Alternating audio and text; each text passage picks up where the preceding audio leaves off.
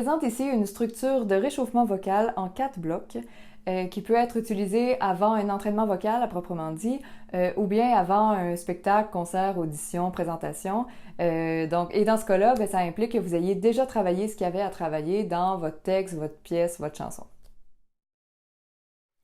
J'appelle celui-là le bloc 0 parce qu'il n'est pas directement vocal. Il est corporel. Comme notre instrument est dans notre corps, bien plus on est réveillé, bien dégourdi, mieux ça va. C'est de ça qu'on veut s'assurer dans ce bloc-là.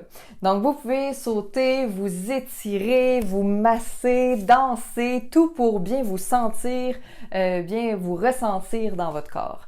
Faites juste attention à pas vous essouffler en faisant beaucoup de cardio parce que ça pourrait rendre la maîtrise du débit de l'air un peu plus difficile. Maintenant, la sirène des styles. Pourquoi? Parce qu'elle me donne des indications sur l'état de ma voix à ce moment précis-là.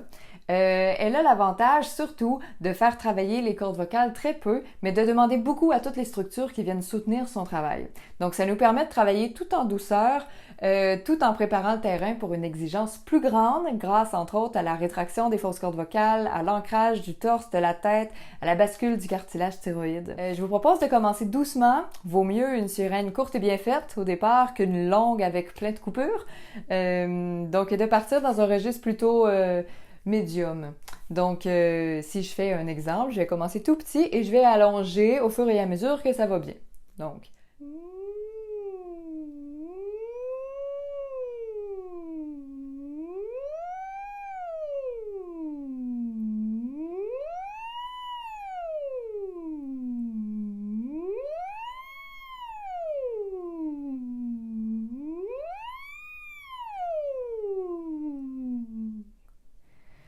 etc.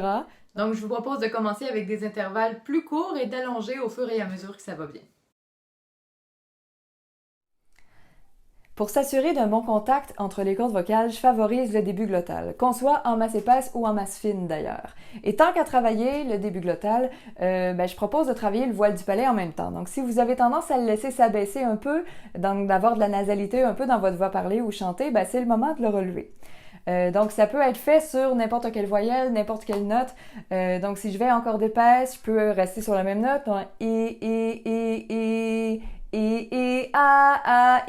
Surveiller la hauteur de ma langue en même temps. A. Plus exclamatif, surtout si c'est peut-être plus loin de votre attracteur. Sinon, en corde fine, on peut faire plein de choses aussi.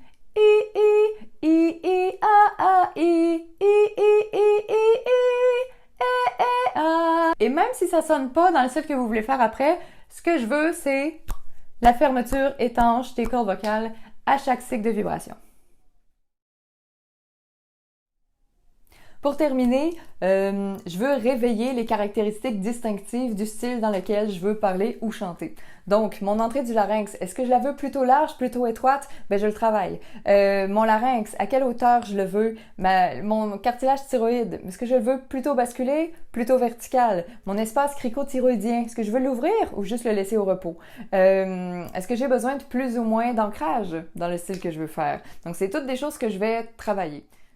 Par exemple, si je veux faire du belting, je veux m'assurer que mon larynx puisse être haut, je veux m'assurer que mon entrée du larynx puisse être étroite et que mon espace cricothyroïdien soit ouvert et que je sois bien ancré.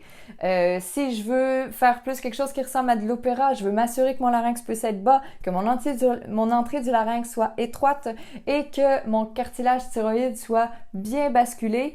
Tout ça en plus d'un ancrage bien solide. Si je suis plus dans ce que j'appelle du pop tranquille, le pop au sens large. Donc, je veux m'assurer d'avoir mon larynx centré, mon thyroïde, mon cartilage thyroïde plutôt vertical. Mon entrée du larynx, je dois décider. Est-ce que je la veux plutôt large, plutôt étroite ou est-ce que je veux pouvoir jouer entre les deux? Il faut que je le sache et je veux réveiller ça aussi. Est-ce que je fais des changements de masse volontaires dans ce que je vais chanter? Donc, est-ce que je passe de corde épaisse à fine rigide, par exemple? Ta-da-da-ouh! Ta-da-ouh! Je veux être capable de passer de l'un à l'autre. Donc, je peux travailler pendant quelque temps un changement de masse. Juste Donc là, je l'ai fait sur la même note, mais ça peut être en changeant de note ou prendre le même intervalle que vous avez dans la chanson à présenter ou dans les chansons à présenter. Alors voilà, ensuite, vous êtes prêts à chanter?